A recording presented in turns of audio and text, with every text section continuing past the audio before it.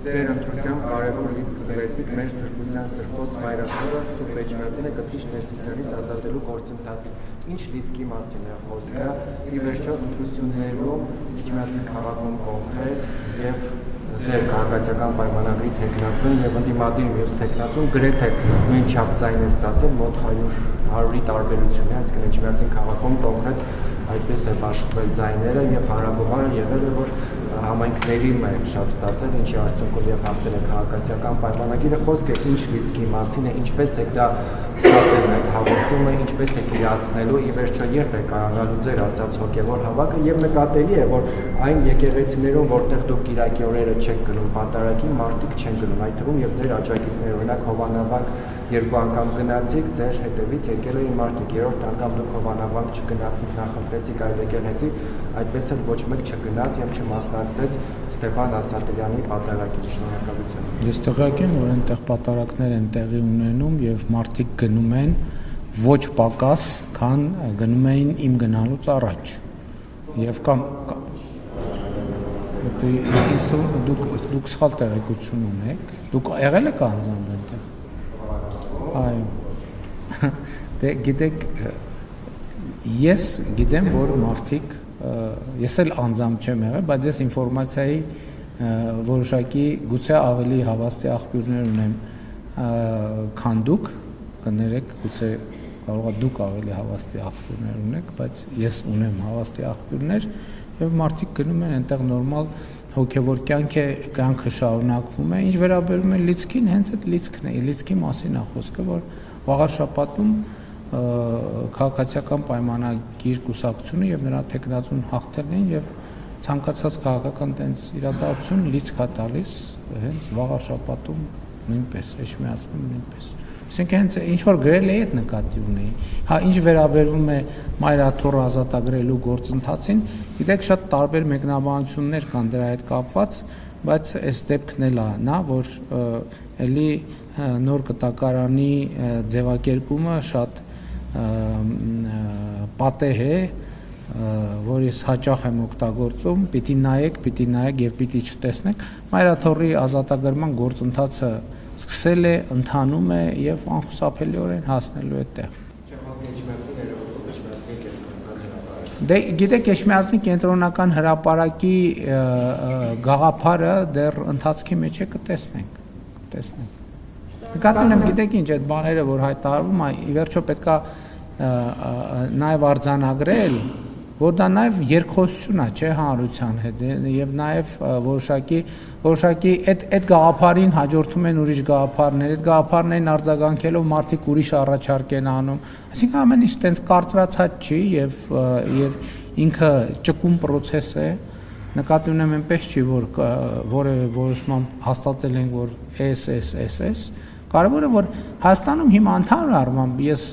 պիտի ուրախությամբ եւ գոհունակությամբ արձանագրեմ, որ հոգեվոր նորոգման գործընթաց է տեղի ունենում։ Ես ձեզ ուրիշ բան ասեմ, ես անձամբ մի քիչ այդ անձնական ընկալում է։ Ես ուրախ եմ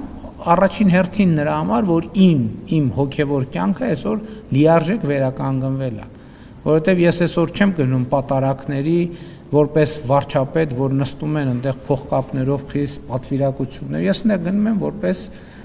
որպես հայաստանյան առաքելական եկեղեցու շարքային հետևորդ եւ ինձ պահում եմ, կարող եմ պահել, ես այն մյուս ձևաչափերով չէի կարող այդպես պահել ինձ պատարակների ժամանակ, իսկ դրանից դուրս էլ պատարակի չէի կարող գնալ, որովհետեւ այդ ապահոգեվորականության մթնոլորտը որ կար, որ հաստատված էր, դա շատ մեծ արգելք էր։ Հիմա այդ արգելքը հաղթահարված է, ամենամեծ խնդիրը լուծված է, որ ես այսօր որպես հայաստանյան առաքելական Սուրբ եկեղեցու շարքային հետևորդ կարող եմ լիարժեք ապրել իմ հոգևոր կյանքով եւ դա ամենակարևոր բանն է եւ ես ուզում եմ դա տեղի ունենա ընդհանուր առմամբ Հայաստանի բոլոր քաղաքացիների հետ ովքեր ունեն հոգևոր կյանք եւ իմիջիալոց երբ որ ես ասում եմ որ հանրահավաք չի դա պատարակ է եւ ես ուրախ եմ նաեւ որ մեր կուսակցությունը, մեր համախոհները, նրանք ովքեր հոգևոր կյանք ունեն, նրանց հոգևոր կյանքն էլ է վերականգնվում։ Ի վերջո այդ ամեն ինչը բան չի, սա ձև չի եւ ես անձամբ շատ բավարարված եմ, որ ամեն շաբաթ կարող եմ գնալ եկեղեցի, մասնակցել պատարակի, ծնկի գալ եւ այդ թվում մեղքերի թողություն ստանալ։ Դա յուրաքանչյուր մարդու համար կարեւոր է։ Նախորդ անգամ դուք հարց եք տվել, ես հետո հարցերով ընկա, մոռացա պատասխանել, հարցրեցիք, ասեք, այդքան շատ մեղքեր ունեք, մեզնից յուրաքանչյուրը շատ մեղք ունի։ Մենք բոլորս մարդը մեղավոր է։ Մեկինը մի քիչ ավել, մեկինը մի քիչ պակաս, իմը իհարկե ենթադրվում է, որ ավելի շատ։ Պայմանավորված է իմ պատասխանատվության չափով եւ իմ կարգավիճակի առանձնահատկություններով եւ այլն եւ այդպես շարունակ։ Գուցե իմ կյանքի առանձնահատուկ բովանդակություն։ Եվ ընդհանրապես կարծում եմ, որ մեղքերից ազատվելու ամենաբանում 31-րդ Սաղմոսում ասում է, որ մեղքերս քեզ ցույց կտամ եւ անօրինությունս չեմ թաքցնի քեզնից։ Դա յուրաքանչյուր հավատավոր քրիստոնյայի համար պետք է լինի կրեդո մոտեցում, որովհետեւ մեզնից իմիջայլոց էլ ասեմ, որ փարիսեցիները ուզում են փորձության ենթարկել, չէ, ուզում են մարդուն դրթել նրան, որ նա ասի, որ ես անմեղ եմ, այսինքն բանի մեղքի տեսակետից անմեղ եմ, որովհետև դա ամենամեծ սրբա պղծությունն է, որ երբ որ որևէ մահկանացու ասի ես անմեղ եմ, այդ նշանակում է, որ ինքը իրան աստվածացնում է, հետևաբար ես մեղավոր եմ։